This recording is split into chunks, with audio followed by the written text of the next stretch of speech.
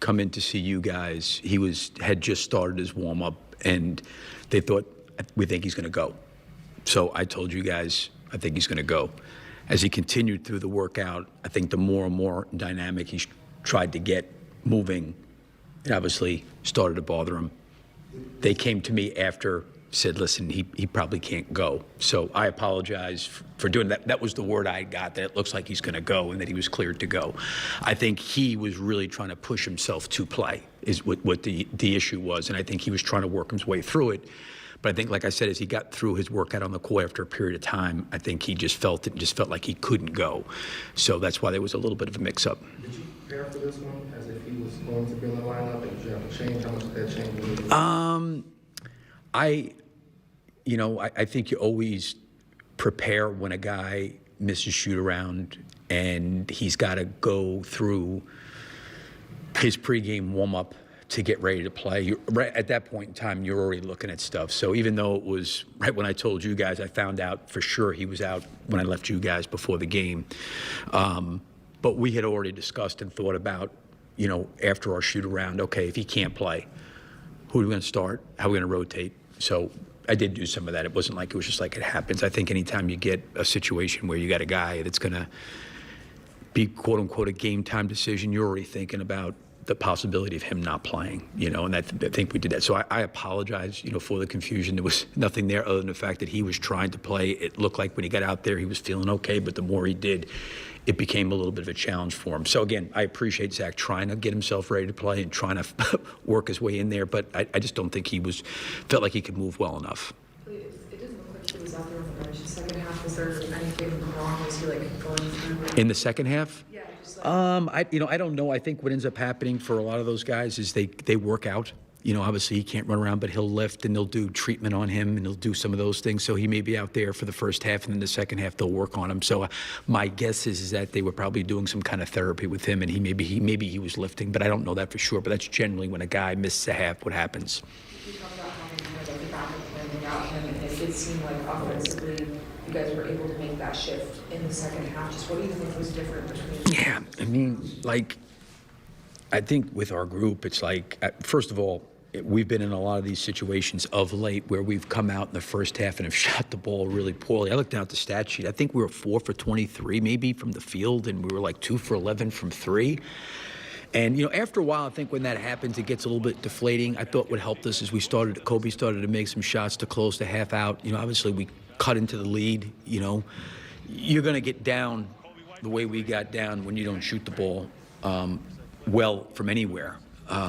But our guys hung in there. They kept battling and fighting and, got themselves back in the game. We got off to a good start. But that's kind of been the issue for us is we've had a couple halves where we've had 39, 40 points. And then you look at some of the second half, it's been 63, 65, 64. But we, for whatever reason, haven't been able to shoot the ball consistently throughout the course of the game. But I felt like our guys tried to move the ball, that we generated some really good looks. We just didn't shoot it, at a high enough clip. In that first half of the game, but I like what we were trying to do in terms of attacking the paint, kicking it out, and generating shots for each other.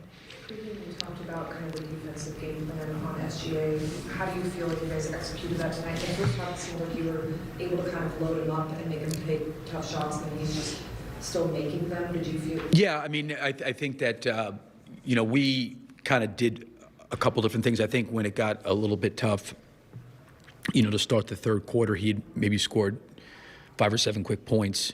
And then we started trapping him and trying to give him some different looks. I thought we fouled too much, quite honestly, in the second half. He's obviously really great with the ball and very shifty and crafty. I think our rotations out of it, where we did get the ball in his hands, I thought some of our rotations were a little bit slower. Joe made a couple threes that probably hurt. But I think we could have done a better job of not fouling him, and we could have done a better job when we were trapping, containing him better than we did. But give him credit. He's seen that before, and he did a really good job, so you got to give him credit, too. How would you describe where this team's at mentally right now? Our team? I think it's a struggle when you lose, but I do think that, I see them fighting and trying. We just have not been consistent enough, quite honestly. We haven't been consistent shooting the basketball. I think we could have been a little bit better defensively. I feel like our guys are really trying. We just have these moments and stretches of periods of time where we kind of dig ourselves somewhat of a hole. Some of it's fouling.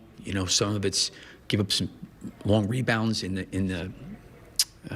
the first half.